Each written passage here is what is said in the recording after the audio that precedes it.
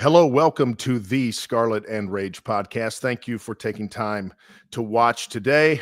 We see some of you have gotten in the chat early, or at least one of you. Salty Balls is here in the house right off the bat.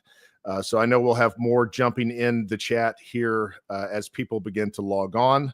And hopefully, I think we're going to have a fantastic conversation today about the state of really Ohio State athletics.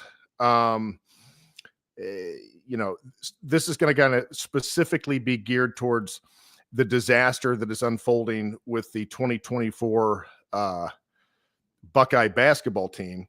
However, there was a very important interview that took place in this past week, and that was when new Ohio State athletic director Ross Bjork came. He didn't come. Actually, the podcast went to him, and they had kind of an all-access interview.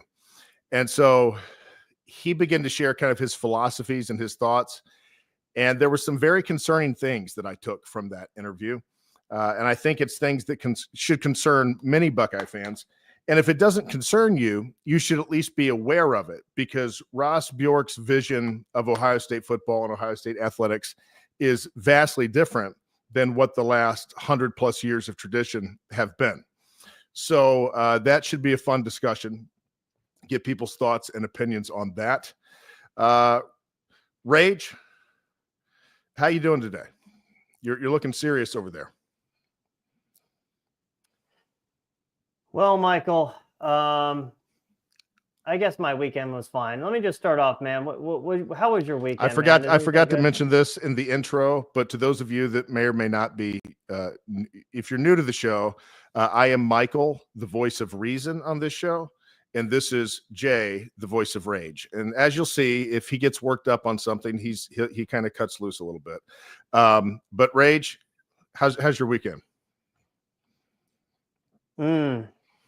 My weekend could have been better, man. And I'm sorry if I'm having camera issues, people. I might actually just switch over to my monitor if it keeps acting up. I don't know, man. I have a lot of thoughts, man, and I don't really know how to disassemble all of it. Michael, can you tell me how your weekend was, and then I'll try and gather my thoughts here, because there's a lot going on here, man. I don't know. My weekend was fine. That's about it. There's not a whole lot to go in on the weekend, really, to be honest. I think the big thing is, I'm excited to talk about some of this, because I feel like some layers of the Ohio State onion kind of were unpeeled this weekend. And I don't want to be an alarmist, like the house is burning, or a Chicken Little, like the sky is falling. But I think there are some signs of some serious concerns. And we're going to get into that here in the next few minutes. But as soon as his camera, there he is. You back?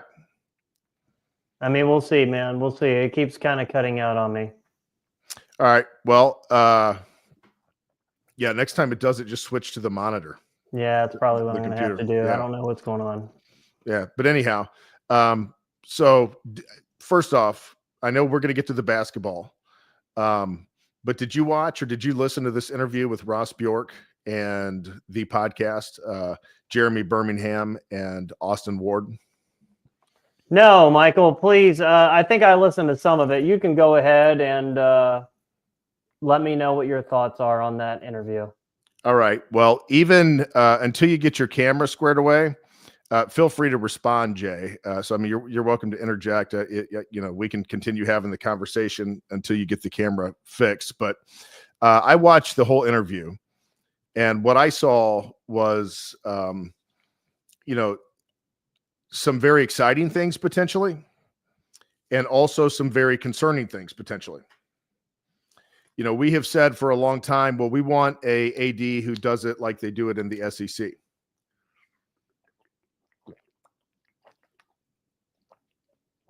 And that's what we got. And so he was kind of telling his philosophy and talking about his time at Texas A&M and at Ole Miss. And, then he just very openly admits that coming here This is like a whole different animal for him because he openly admitted he knew really nothing about the Ohio State game. I mean, the Ohio State Michigan game, and that he actually said on the sidelines to somebody during the game, oh, okay, so this is why the records and the talent of the team doesn't necessarily matter in this rivalry. And whoever he was talking to was like, yeah, that's why. So clearly he does not understand the game. I'm not convinced that Ryan Day understands the game. And you can, try and rationalize that. And it is irrational. The Ohio State-Michigan rivalry is irrational. It's not rational. It's not for rational people. It's for irrational people. But that has shaped the culture and the success, really, of both programs, both Ohio State and Michigan. And so now they are trying to decouple that to a large extent. And he made the statement, maybe we should look at this game differently. Do we need to reevaluate how we look at this game? That's what he said.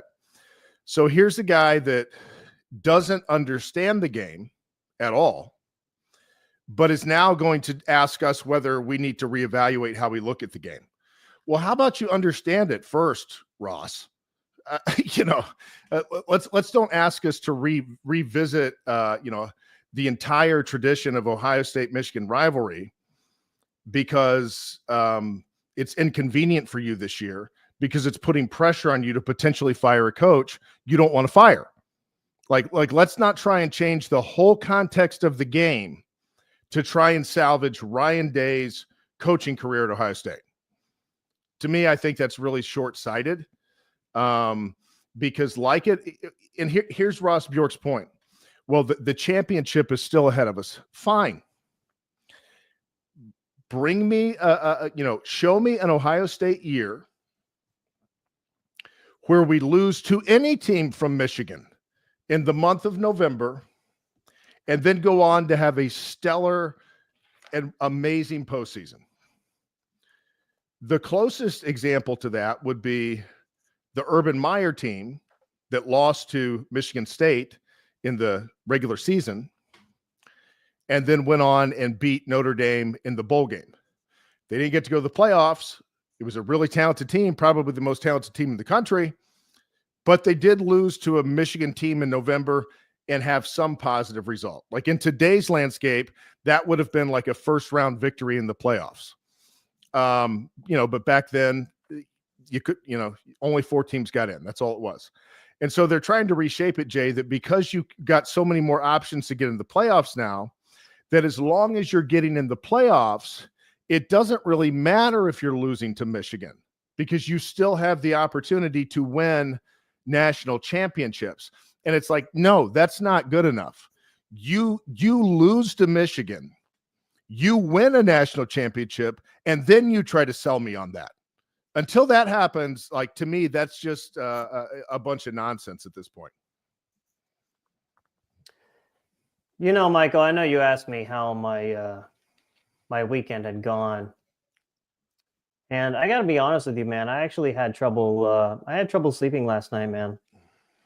Everything you just said about Ross Bjork, I can't say that you're wrong.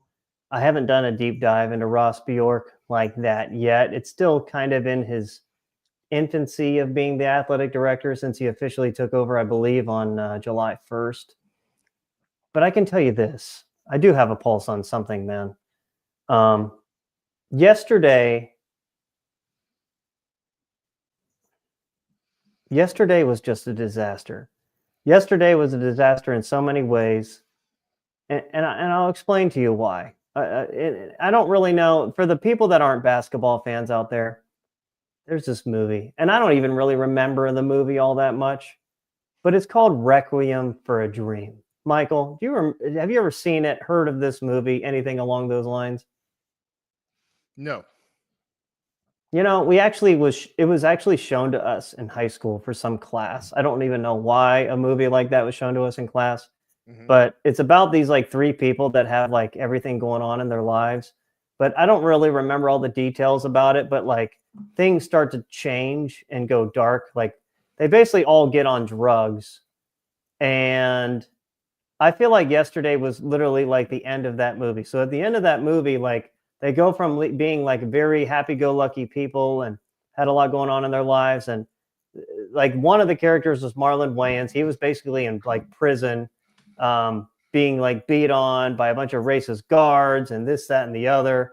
Um, the girl in the movie basically got into prostitution. She's basically getting railed, like Eiffel Towered in the movie at the very end. And then Jared Leto like became a drug addict, had to cut his arm off and all that stuff. And it was like they all went their lives pretty much all went to hell. And that's exactly where Ohio State basketball is right now, man. And I don't know what else to say. I'm wearing this Ohio against the world shirt right here, but this is no longer true, everyone. It's no longer Ohio against the world. It's Ohio against ourselves, Michael. Like we as an administration are I said it a few weeks ago, man, about how DEI and left-wing culture has destroyed Ohio State football. It's destroyed Ohio State basketball, man. Gene Smith destroyed the basketball program. I mean, like in today's world, like the best businesses get by a meritocracy, not about, who you know and this, that, and the other, but basically promoting like the best guy, going through a true interview process. And they settled for this guy, Jake Diebler, who was a assistant coach under Chris Holtman, who was just a terrible coach. Michael, I know you went back and watched like my thoughts on like the actual like coaching of the basketball program under Jake Diebler, but my God, man, like that was a catastrophic hire. And Ross Bjork chose him over Dusty May. But in my opinion, Ohio State should have aimed higher. Yeah. So everything you said about Bjork, let me just start it off right there. I believe that you have some very astute points, and I'm not going to say you're wrong. It's not looking good so far for the basketball program, but I mean, like, my God, this program it wasn't far from being a blue blood like 10 years ago, and now it's like lower than like it's lower than like Northwestern. That's where we are with the basketball program now, Michael. Yeah. And before we get to that, I will say we're going to get to some of your comments. We'll get to as many as we can. Of course, if you super chat, then we absolutely have to get to your comment. But let's see. Here's a few. Now, Rage, you may not have liked Thad Matta, but he did beat Michigan, won Big Ten championships, and made deep runs in March Madness. Well, yeah, I mean, I would think Thad Matta, he never got it done, but the Thad Matta days are a vast improvement from the Jake Diebler days and the Chris Holtman days. I mean, beating Michigan in basketball. Well, I don't know. Michigan in basketball is really, really good under John Beilein. And, it's not the same rivalry in basketball as it is in football. I would say Ohio State's bigger rival in basketball would probably be Indiana, if I were to guess. Man, so many problems with this, so many problems with like this basketball program, man. Starting off, I mean, the fundamentals are just not there. I talked about it like a year ago, but like they don't box out. They don't run anything of an offense. They are an AAU style program. They don't pick for each other. They don't shade. They don't get down to a defensive stance. You're taught in basketball to get into a low defensive stance. This isn't the NBA where you can sag off, where you can't sag off your guy and basically play volume man defense. Ohio State doesn't do any of that. They honestly just roll a ball out there. Diebler, gives them no direction whatsoever, and it's a train wreck to watch, man. And then on top of that, they have very poor roster construction, Michael. They have very poor roster construction. They're small everywhere. They are actually listed as like one of like the smallest teams in college basketball this season. Aaron Bradshaw has been out, and I'll get to that in a minute. But Jay, my God, the game against Auburn yesterday. Go ahead, Michael. But before you get into that, because I know you're going to unload on the game against Auburn, but before you get into that, this is not good for Ross Bjork. I gave him the benefit of the doubt earlier in the season and said, well, maybe there wasn't really a high value target out there that they wanted to sink a bunch of money in. So possibly Ross Bjork said, well, we'll just give this guy a shot. I assumed surely on a very small non-committal type of contract, like prove it type of contract. No, I looked it up. Ross Bjork, it's not a big contract by NCAA basketball coach standards, but it's not insignificant. He handed him a 5-year, $12.5 million contract, base salary, with other bonuses and potential pay increases built in, but $12.5 million base salary. We're 1 year into this, and we now know that, yeah, it wasn't a big contract, but you just wasted $12.5 million. I mean, you could get a really good coach for probably what's a really good basketball coach, Jay? 5 to 7 million, 8 million? Probably. I would say that sounds right. It sounds about right. So, I mean, you've got a 1.5 year salary of a good coach that you just wasted for nothing. This is not looking good for Ross Bjork so far. I'll get into in a little bit after Jay unloads on the game.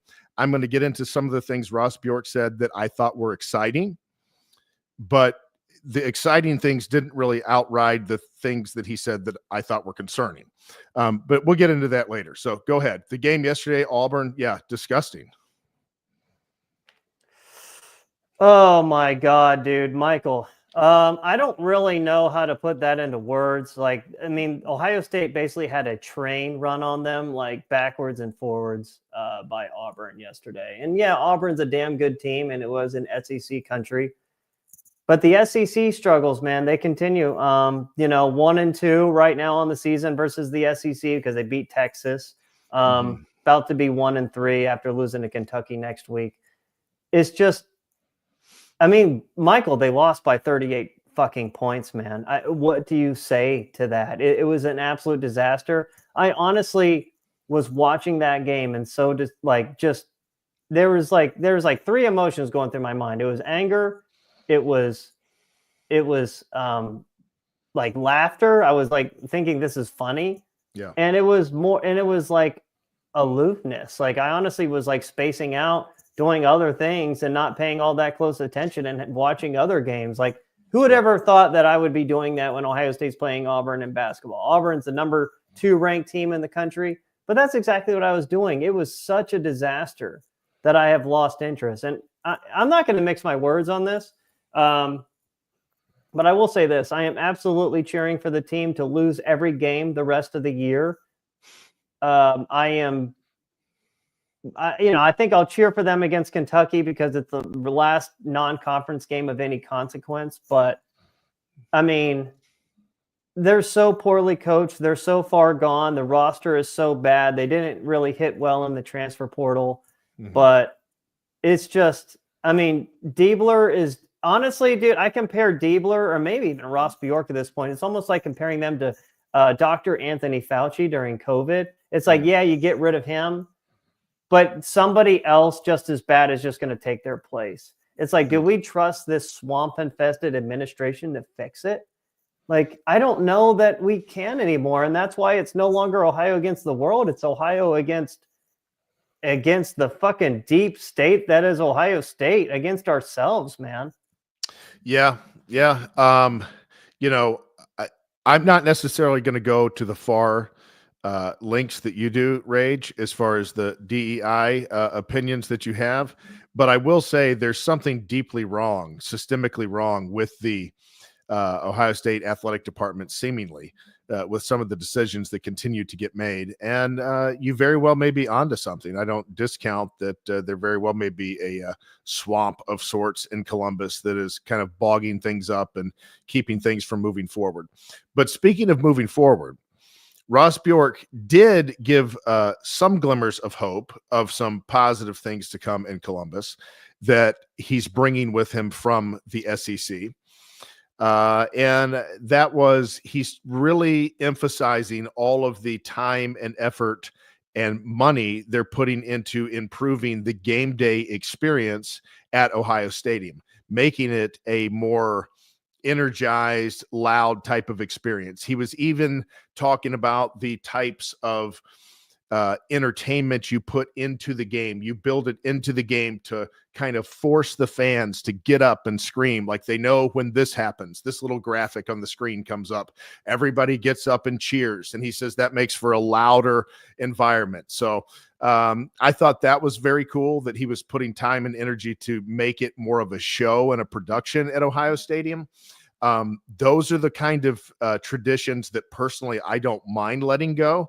I'm good to have an updated, modern experience at the stadium, but some of the long-held traditions, I don't know that it's time to let go of those, like not valuing the Ohio State-Michigan game the same way anymore just because you can get into the playoffs. There's always been the possibility of losing to Michigan and still getting into the playoffs. You know, that's not some new thing that just happened. I mean, in 2006, Michigan and Ohio State played their 1 and 2, and it was almost a rematch of Ohio State Michigan in the BCS National Championship that year. I think the reason there wasn't is because Urban Meyer, was so vocal about Florida needing to be in and the SEC being such a great conference and this, that, and the other. And so, if not for that, Michigan very well may have been in there to play. And then, of course, we were in the playoffs with Michigan a couple of years ago. So, I mean, there's always been this possibility for years, small possibility of being in the playoffs, and losing to Michigan, but that doesn't make it better to lose to Michigan. There's still never been anything good happened after we lost to Michigan.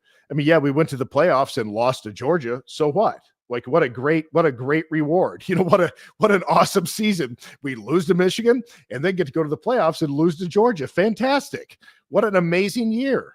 I mean, my whole thing is show me a year where we lose to Michigan, a good thing happens. And then maybe we can have this conversation about changing the way we look at the game. But this is Ryan Day's chance. And it's clear to me that he doesn't have to do much of anything to retain his job in 2025. Well, that's really scary, Michael, because I was going to give Ross Bjork the benefit of the doubt when it came to the hire of Jake Diebler, but then you reminded me about his press conference when he hired Jake Diebler. And, I was maybe, giving him plausible deniability because he didn't officially start until a couple months after that. But that was his hire, man. That was just pure laziness. And, I'm starting to wonder about Bjork a little bit. I thought it was a grand slam hire when we got him, a guy from the SEC, but I don't know that I know he had family from Ohio and he kind of understood the passion here, but I don't know, man. There are some red flags popping out with him. And Michael, there's something else that's popped up that the swamp has gotten a hold of a little bit. What's that? And this is back, I'm not done with basketball, but so Ohio State starting center. His name is Aaron Bradshaw. He was a transfer from the University of Kentucky. He was a five-star recruit. Very talented guy. He's played some this season. He's a good player, and he would have helped a lot against Auburn yesterday, considering he's 7 feet, and Ohio State was just completely undersized. Auburn starts a 6'11" and 6'10" guy up front. But Aaron Bradshaw has gotten wrapped up in some kind of domestic dispute. So he had, basically came out a week ago that he was suspended from the team for the last 3 weeks because, he was involved in some domestic violence or domestic dispute, removed from the team, total dark on everything, right? And again, this is a 20-year-old college basketball player. Obviously, he's still in shape. If you take 3 weeks off of playing basketball after being through a summer conditioning program, a fall conditioning program for basketball, you take 3 weeks off, you're not out of shape, especially if you get reinstated to the team, which he did. He did get reinstated to the team, a week prior to playing Auburn. So that makes me think of something here, Michael. In today's world, we are innocent until proven guilty, correct? Ohio State, on the other hand, it's more guilty until proven innocent because he didn't play yesterday against Auburn, Michael. He didn't play at all. Didn't play at all. And you know what that reminds me of? Ohio State basically kicked this guy off the team. Kicked him off the team. Didn't give us any ounce of evidence whatsoever. And it was guilty until proven innocent from just some random person coming out and speaking against our player. You know what that reminds me of, Michael? You're on mute, by the way. What? It reminds me of the Duke lacrosse case from like 2006, because that woman came out actually a couple days ago and admitted that she made up the entire thing. So back in 2006, if people are unaware of the Duke lacrosse case, 3 men were accused of rape, and it was all made up. This woman had one of the worst stories on planet Earth. She was a stripper, a prostitute, whatever the fuck ever. You know, apparently now she's in prison or about to get out of prison. You know, she's a murderer, came out, you know, and all of that stuff. The entire story was made up. Why in the fuck is Ohio State bending the knee to somebody that, you know, they don't even know? Jake Diebler should have an idea what's going on with his team. Why are they bending the knee to some random accusation and basically shutting this guy's entire career down for these last 3 weeks? And no, it's cost the team. It's cost him his reputation. Like, this is the left-wing bullshit garbage, Michael, that I am talking about, that has infested and destroyed this athletic program, man. It is disgusting what is going on here. And again, the problems go deeper than just bad coaches and bad schemes, man. It's the people at the top. Like, again, you can fire Anthony Fauci, but they're just going to find somebody just as bad, if not worse, to insert in there. So yeah, this is what I'm talking about, man. And yeah, everyone in the chat, it was a disgusting case. And yeah, I agree with everything that everyone's saying. Rage, let me address a couple of these comments here. Slip and Skippy said, if I'm not mistaken, didn't Ross Bjork tell Buckeye fans to stop selling their tickets to Tennessee fans? I mean, that's concerning. Yeah, he did. And so, yeah, it is concerning. I think Tennessee's going to have probably a pretty strong part of the stadium. I am going to be there live in person, in the flesh, in Ohio Stadium.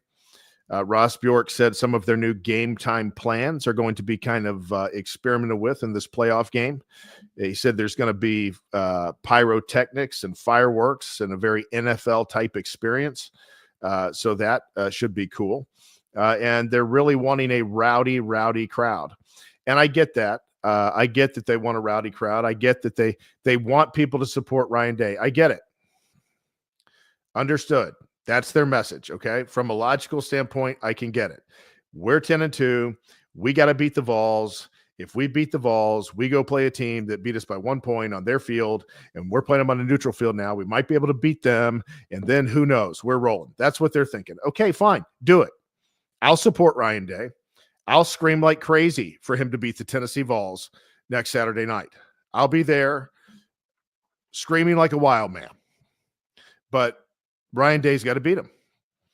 And if he doesn't beat him, then boy, just another massive failure by a coach that has struggled to really have any signature wins. He does have 2, 2019 Michigan and what's the other one? 2019 Michigan. Oh, and 2020 Clemson. And then maybe I would even give him one of the 2 Notre Dame games. Are you saying Michigan in 2019 was a big win or a top 5 win? What are we talking about? I'm just saying a signature win. Like he's got so few signature wins. I'm trying to be generous here, Jay.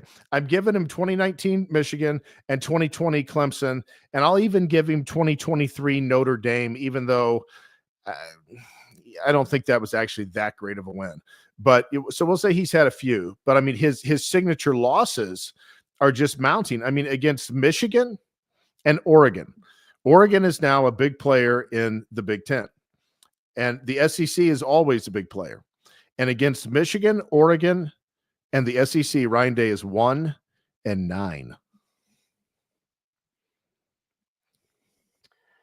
Yeah, man, I'm not trying to go off on a Ryan Day tangent right now, man.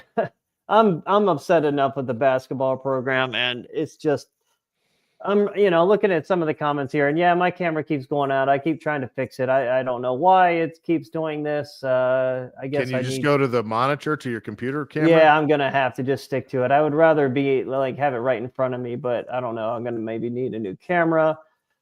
Looking at some of the comments, yeah, this guy did destroy their lives, or this woman, this stripper, murderer now, yeah, did destroy their lives. So yeah, I don't know where they are now, and I hope they're. I don't know, man. That happened to a couple of Ohio State players a few years back. A couple of their defensive backs, I can't think of their names. They got accused by some girl, kicked off the team, lost their careers. Yep. And then were completely and totally acquitted in court. They didn't do a thing. This girl was a whack job. No, yeah, you're absolutely right, man. You're absolutely right. But that didn't get them their college football career back. Their career was kind of over at that point. They'd taken 2-3 years off by the time they were acquitted. Yeah, it took a long time, man. It took a long time. And again, I was like a kid when this was going on. So I wasn't really like that. I didn't pay that close attention to the case. I feel like I learned more about it in the last week, more than I actually knew about it at the time. Yeah, man. Yeah, be careful out there, man. Again, this is not even just a woman thing. This is just a people thing. People are fucking crazy. But that whole Me Too movement, man, the whole Me Too movement, Michael, is just it's absolute fucking bullshit. Are you coming back? Are you gonna put your monitor on? Or I'm gonna try to, man. I'm gonna. Are you just gonna be a voice for the rest of the show? Here I am. Does everyone see me?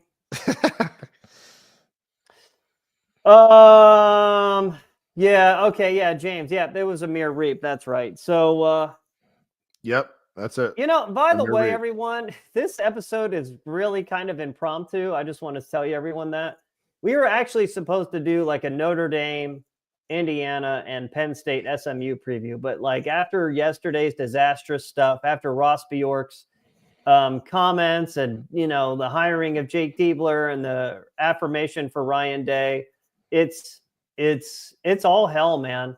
And,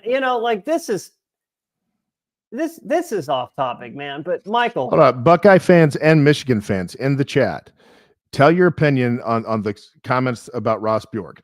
Do we need to rethink the way that we view the game in the context of now there's playoffs and the game just doesn't matter as much? What are your opinions? Michigan fans, Buckeye fans, put them in the chat. Say, do you agree with that we need to rethink the way we look at the game, that it's just not quite as much, or should we continue to look at it the way that we historically have? Do you agree or do you disagree? Disagree means you want to keep it the way it is. Agree with Ross Bjork means you agree we need to rethink how we look at the game, because it's just not as important. So anyhow, go ahead, Rage. What were you saying?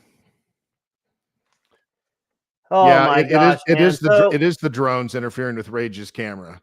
The drones came from. Yeah, I feel like I'm too much of a true speaker that they're going to come out to get me. So everyone, if this is my last day on Earth, and that I went down fighting.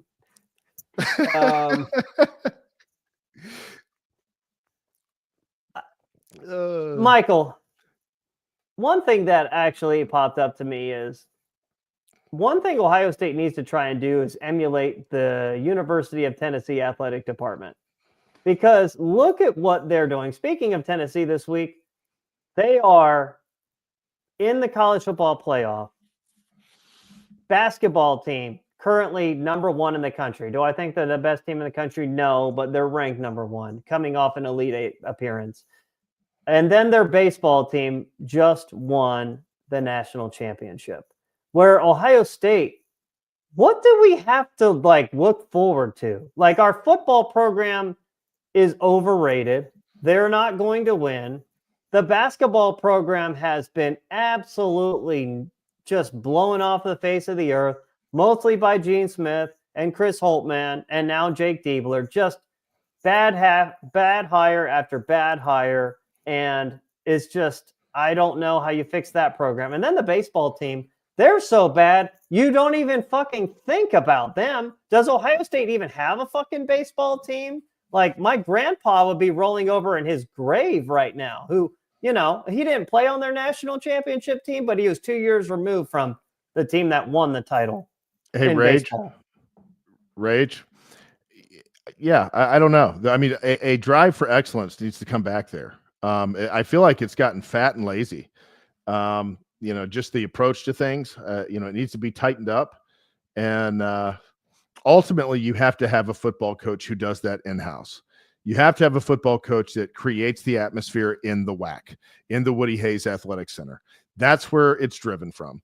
If the administration can do all the crap they want to do and all the nonsense they want to do, if you have a coach that sets the tone in the WAC, then the football team can still remain what we would like the Ohio State football team to be.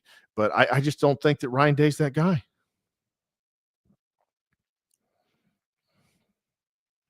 Hey, probably not, man. I want to comment on this. Okay. Southwest Line 26 says, "Hey, man, I think these drones are an administrative state psyop." Yeah, 100% they are. That's exactly what they are. The government knows exactly what those things are. What are they doing? I don't know, but the government knows exactly what those drones are, and they're just acting like, "Oh, well, it's fine. We have no reason to think that there's a national security threat." But you're telling me all these things are just flying around the sky constantly, and the government just has no clue. They're just not concerned about it. No big deal. No, they know exactly what it is, and more than likely they're the ones doing it. Man, I'm not going to disagree with you, man. I've heard some crazy shit out there, and yeah, you're probably right. I'm looking at some of these comments here. Let me pick and those men's lives at Duke are ruined. Love it when the leftists get Me Too'd as well. Yeah, I mean, yeah, I do as well. Send Ross to Gitmo along with Ryan Day. That's a good one. Let me see what else here. Somebody said, what about women's soccer? Are they doing good? I couldn't care less. Like, some people are trying to make something about the men's soccer team. Apparently the men's soccer team had the -- 1 soccer team in the country. Not that it matters, but they choked against Marshall in the Final Four. What the fuck else is here? Yeah, Ohio State athletics, complete train wreck. Yes, I absolutely agree. Michael, like, one thing I wanted to point out is Tennessee has 20, I believe, athletic teams, where Ohio State has 38. Well, if Ohio State would freaking cut 15 of those teams, they would have a lot more money to put into the programs that matter. This is just, yeah. So that's my thoughts on that, man. Just cut all of those worthless, stupid Me Too sports that nobody cares about. Salty Ball said the Browns got my back, and we'll pick up. I'm not a Browns fan. I'm actually a Titans fan in the NFL. Oh man, I'm just dude. This is complete. I feel like we don't even have a script anymore. We're just kind of going off because this show was just so impromptu. We had a script, but the disaster yesterday is kind of just fucking ruined everything. Everything. If something is not going with your team, if it's not going the way you want it, you want to see that things are improving. You want to feel confident that things are going in the right direction, that changes are being made, that things are being done. By kind of like my birth, I guess, by birth, I'm a Cincinnati Reds fan. By adoption, I'm a New York Yankees fan. The Reds hardly ever go out in the offseason and do anything. What the fuck do you mean by adoption? You're a what? What does that mean? What are you talking about? I hated the Braves because the tomahawk chop and all that in the 90s. I hated them. Yeah, I hated them too. And so the Braves were the Reds, they were both in the East at that time. And the Braves from that point forward just started owning the Reds. And so when the Braves went to the 96 World Series and the Yankees came back from being 2 games down to nothing, they were down 2 games to nothing. The Yankees came back and beat the Braves 4-2. I just loved the Yankees after that because I was so happy that they defeated the Braves and the Braves were not going to get another world championship. And so I've kind of rooted for the Yankees since then because the Reds typically there's nothing to root for. But as you follow the Yankees, they made it to the World Series this year. They lost, disappointing. First time they've been to the World Series in quite a few years. But what do they do in the offseason? Well, they lose a big player, Juan Soto. Not a whole lot you can do about that. He just wanted to sign the biggest contract ever. It was all about vanity for this guy. So good, go. But they went out and they signed one of the best pitchers in the league. And they've gone out and made a couple of other signs. So you see that they're doing things to try and get right back there and maybe push through the next time. That's the big concern that this episode's about. There's certainly things that are not going well in the Ohio State athletic program. And I know that everything's ahead of us. I know that it's all ahead of us. The championship's ahead of us. Okay, fine, good, great. Let's see it. Let's see this championship manifest that is ahead of us. But it's not a stretch to say that there's a lot of disappointment around the Buckeye football program right now. And I think they were having some problems selling tickets because the messaging that they were putting out was like, oh yeah. The last few days they've really taken off and sold like crazy. But I think that they were having problems selling tickets. Yeah, Michael, you and your kids are all going to go. My parents are going to go. All of you guys are sellouts, man. All of you guys sold out. You sold your soul to such a left-wing, corrupt athletic department administration that doesn't care about us. They don't care about us. I couldn't resist. It was, playoff game in the shoe, first time in history, the first playoff game ever on a college stadium. And I'm going to be there. And it's a matchup. No, not the first playoff game. The first playoff game is going to be Notre Dame and Indiana. Oh, is it? Okay. Yes. So, well, whatever. So the second playoff game, a compelling matchup with the UT Vols. And so, yeah, I'm really hoping for a win. I'm hoping for a win. Would I expect to win the next week against Oregon? No, not at all. I wouldn't. But I'm really hoping for a win against the Vols. It's really, really fucking sad that we have gotten to the point of hoping for a win against Tennessee and then expecting to lose against Oregon. Yeah. My God, this season has just absolutely gone to fucking hell. Like, holy shit. It is so bad. It's it is so disgusting. You can't even look at it. It's like, you got to have one of these things. I don't know. It's a train wreck, man. I don't know. You kind of watch it because it is a train wreck. The basketball program's a train wreck. You know what actually worries me the most about basketball team, Michael? What? So I'll tell you something. I'll tell everyone here. So yesterday it was obviously a disaster, not just because Ohio State basketball losing by 38 points. And I know a lot of people in here are sucking Michigan off for hiring Dusty May, but Dusty May blew a 15-point lead the other night to Arkansas. They lost on a neutral floor game to Arkansas. That was a bad loss for Michigan. And my God, Michael, Big Ten basketball is so bad this year. Like, really, really, really bad. What the fuck just popped on the screen? I'm wanting to show you something. Okay, hold on. Let me finish my point, and then we'll get to that. Yeah. My point that I was going to get to is Big Ten basketball. Dude, it is amazing in the Big Ten how many slow white guys this conference has that get significant minutes. Like, holy shit, man. Even Illinois, after Terrence Shannon and that really athletic team they had last season, they have 3 white dudes that are bunch of stiffs out there that just could not hang with Tennessee basketball. You don't see nearly as many of these types of players in the SEC. The conference is just awful. Yesterday against the SEC, they went 0-3. Michigan lost to Arkansas earlier in the week. So the Big Ten went 0-4 against the SEC, this week. Look at the quality of experienced coaches and experience these SEC teams have.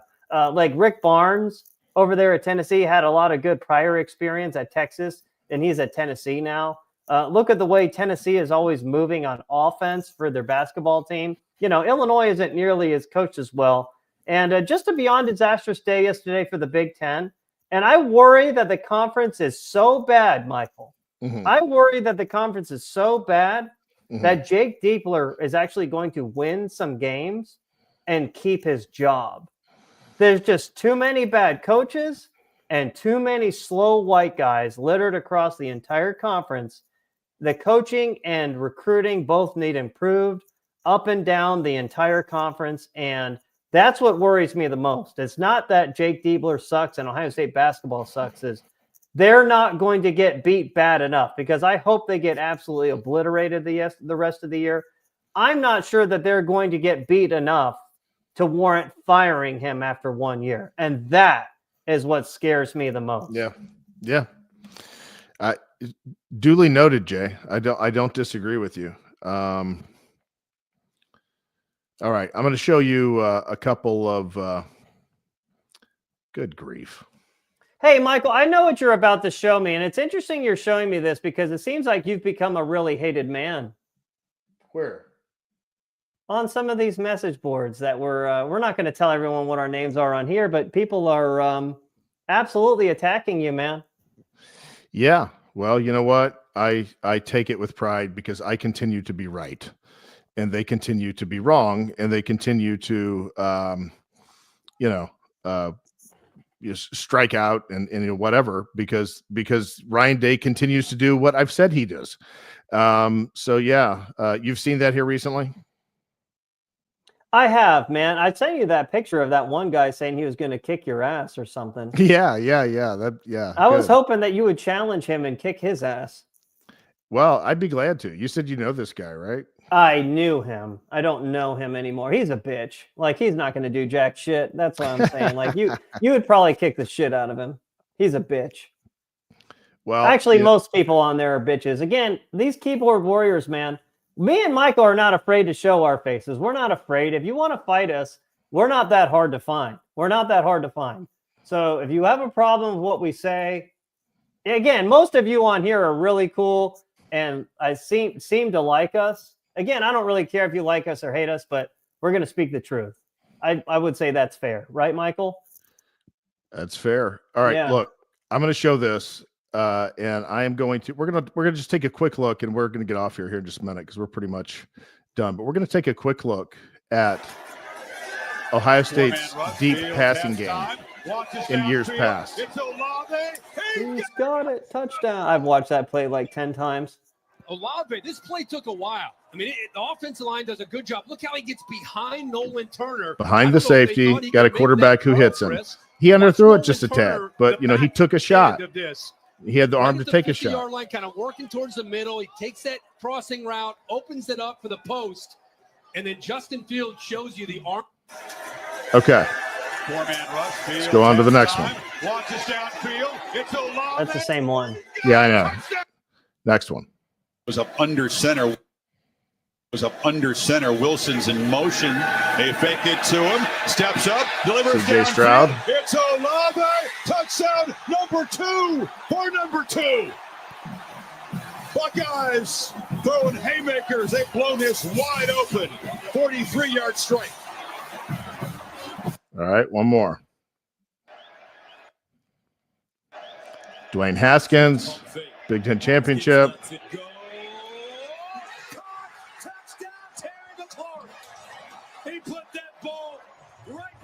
All right. Now, I'm going to contrast that, Jay, with another clip of modern day, you could say, Ohio State football. All right, 1 second. Let me get it up. Wilson's in motion. They fake it to him. I am going to fix my camera the next episode. I'm going to buy another camera or check and see if it's the damn port, because this, like, looking in like weird directions, reading comments and trying to talk to you guys, fucking annoying. This episode really fucked up the flow. That's for sure. It won't happen again. All right. Now, here we go, Jay. Let me make it. Here's your Will Howard, Jay.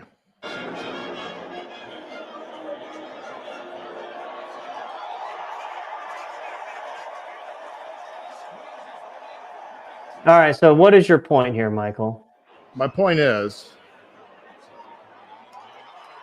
the arm talent of the quarterback at Ohio State has gone down drastically since Kyle McCord left. And Kyle McCord had arm talent. He just wasn't a great quarterback last year. And Ryan Day didn't do him any favors with the way that he schemed up the offense last year.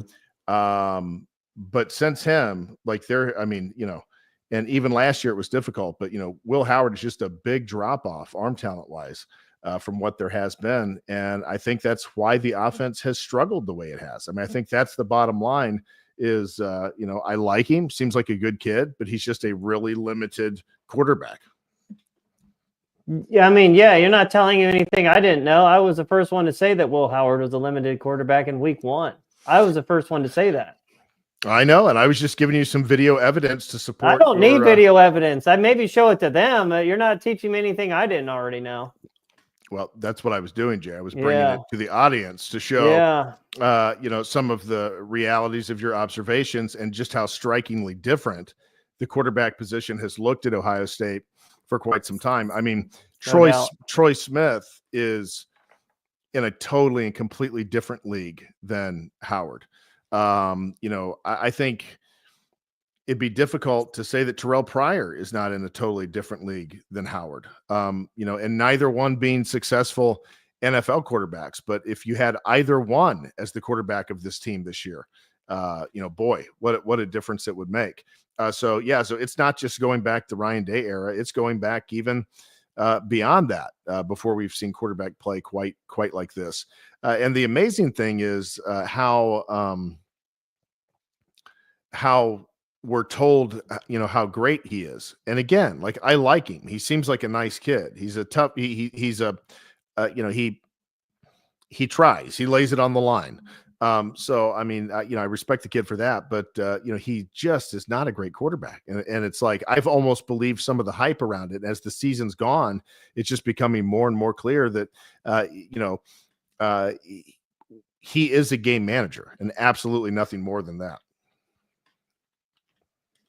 Yeah, no, I mean, I've said this ad nauseum from the very beginning. I think I was the first one to openly question Will Howard's arm strength. And, I saw him once against Akron, saw him against Western Michigan. It was after the Western Michigan. I'm like, yeah, he can't make the throws. And I said it. I'm like, he's a 5th-year player. He is what he is. You're just not going to develop arm strength. But, I will say this. I know we're ripping on like the deep ball game and everything, but Ryan Day, he's just a cowardly bitch. Like, as time goes on, I think the pressure keeps getting tighter and tighter. I think he called a more open game plan early in the beginning of his career because like the pressure wasn't on as much. But as the pressure is, mounted, he's just become a tiny little human. I don't know what else to say. He's just a little Smurf out there trying to call plays. Just, he's just, he doesn't have it. And did you see, honestly, there was another video that came of him, like literally right after the Michigan fight. Like, actually, like there was Carmen, Ohio was playing and he was standing there. And like, he could hear the players like, start fighting and stuff. And he just, we already knew he stood there, but it was interesting to actually watch him stand there and just do nothing. He didn't try and separate it. He didn't get in there with his team. Like, give the Michigan coaches credit. I think even Sharon Moore got in there. I can't verify that, but I know a few other coaches did. Like, what the fuck was Ryan Day doing, man? How can these players play for him? Like, this is what I worry about against Tennessee is, okay, it's like, you may like the guy, but I don't know if they respect the guy. And it's like, I think they've lost their trust in him as a person, not even just as a coach, but just as a person. I don't know. I mean, that's how I would be thinking as a player. Like, man, fuck this guy. He just doesn't seem to me mentally there. And, he's not, I think he does maybe have some mental problems, as time goes on. I mean, he's speaking about mental health enough. I mean, it's pretty evident he's got something wrong with him. I think he's heading down the path of Henry Winkler from The Waterboy, where, he just, all of his creativity and everything is just gone. He just kind of has a mental block. Yeah. Did you, well, again, I think Henry Winkler was actually a good coach at one time, is what I pointed out before. Like, Ryan Yeah, but you know, Well, Dave, Ryan Day's never been a coach, so that they honestly, like, Henry Winkler is like, yeah. but Winkler was the offensive wizard at the big school, and the other guy was like the defensive coach, or he was another I offensive have to coach or watch The something. Waterboy again, man. Yeah. It's been at least 10 years since I've seen it. And Ryan Day was really good when he just stuck to offense.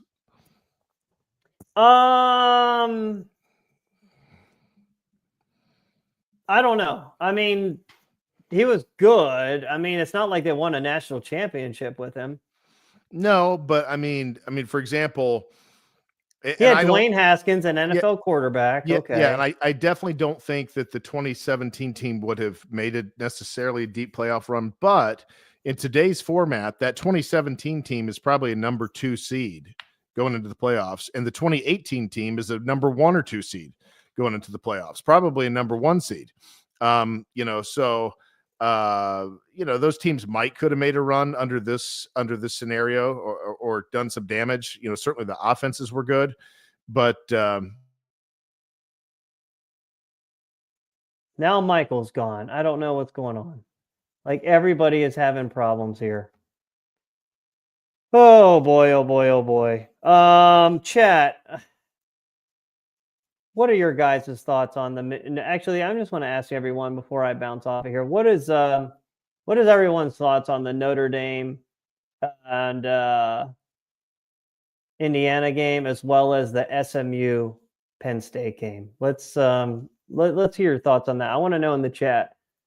Maybe Michael can get his computer back on in a little bit here. I want to see some comments here, and then I'm going to read some comments, so bear with me.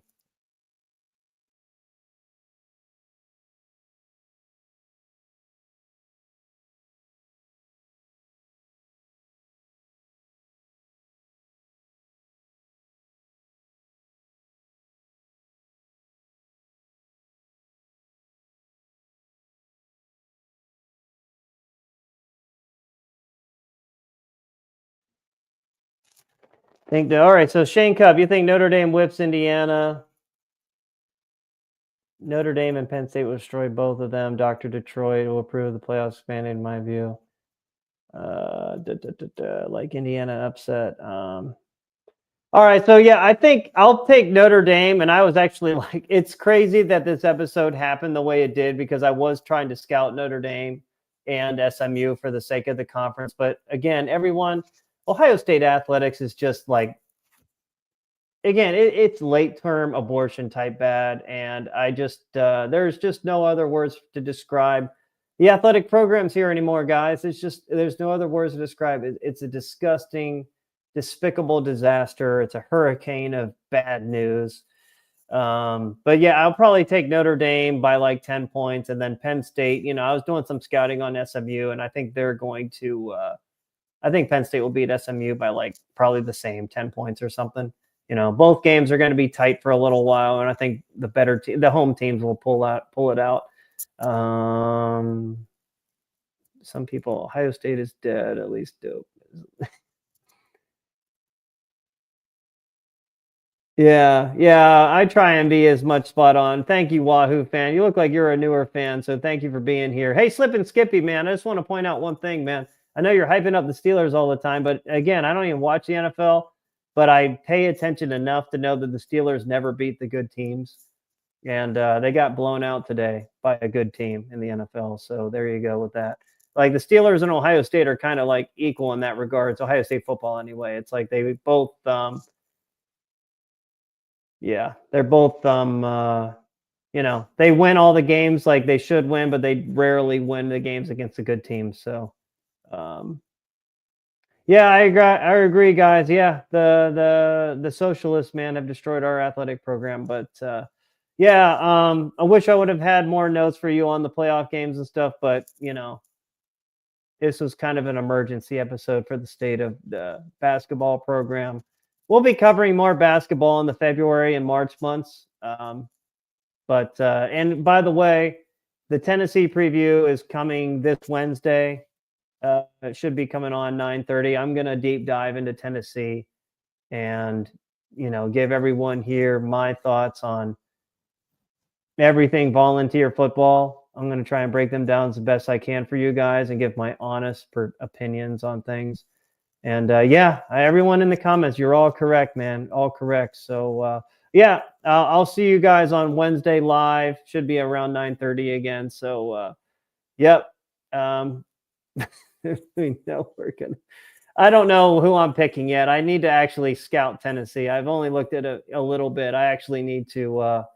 I really need to scout them. I need to do my homework before I make an educated guess because, you know, we don't really know what's really going to happen. I mean, I will say this: it's really hard to put your mind.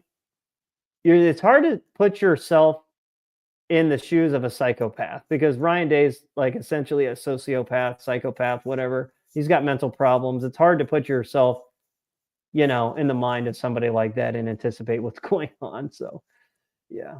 All right, guys, I'm bouncing out of here. I'll see you.